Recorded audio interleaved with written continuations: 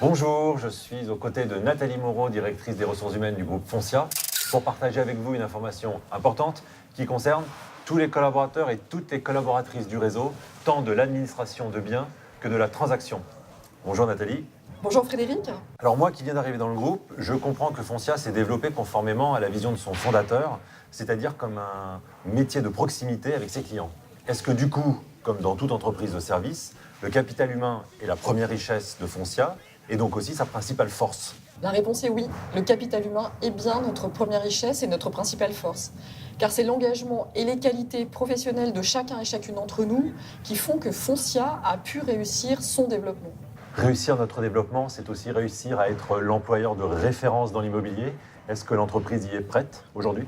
La réponse est à nouveau oui. Avec l'ensemble des dirigeants du groupe, nous pensons que l'entreprise y est prête. Mais aujourd'hui, suite aux évolutions de Foncia, il est devenu nécessaire de nous structurer socialement pour être cet employeur de référence dans l'immobilier.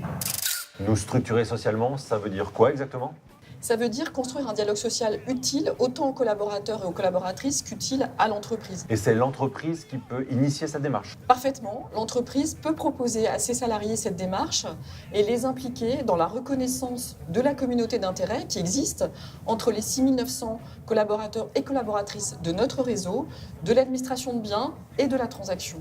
Et pour faire reconnaître cette communauté entre les collaborateurs et les collaboratrices, ça va se passer comment? Cette reconnaissance, elle va pouvoir se concrétiser par la mise en place d'une unité économique et sociale, une UES, afin de permettre notamment l'organisation d'un dialogue social entre les salariés et la direction au sein de chacune de nos régions. Une unité économique et sociale, c'est quoi précisément?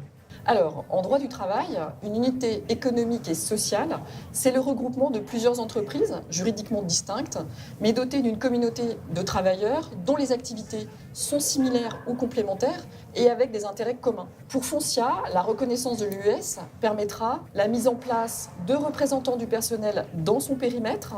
Elle permettra de construire avec ses représentants et tous les collaborateurs un dialogue social de qualité et elle permettra la mise en place d'une organisation sociale efficace, pertinente et permanente. Pour les collaborateurs et les collaboratrices du réseau, est-ce que cela va avoir un impact juridique au niveau de l'organisation des cabinets? C'est une question qu'on peut se poser.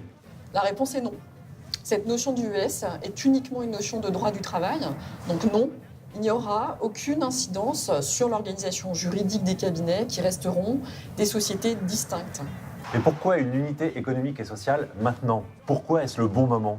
C'est le bon moment parce que Foncia a évolué et aujourd'hui, notre modèle social ne correspond plus vraiment à notre modèle organisationnel. Pour devenir, comme nous le souhaitons, un employeur de référence dans l'immobilier, l'UES va nous donner les moyens de notre ambition RH. Pour y parvenir, nous organiserons des élections de représentants du personnel au niveau de chaque région, au plus tard au dernier trimestre 2018.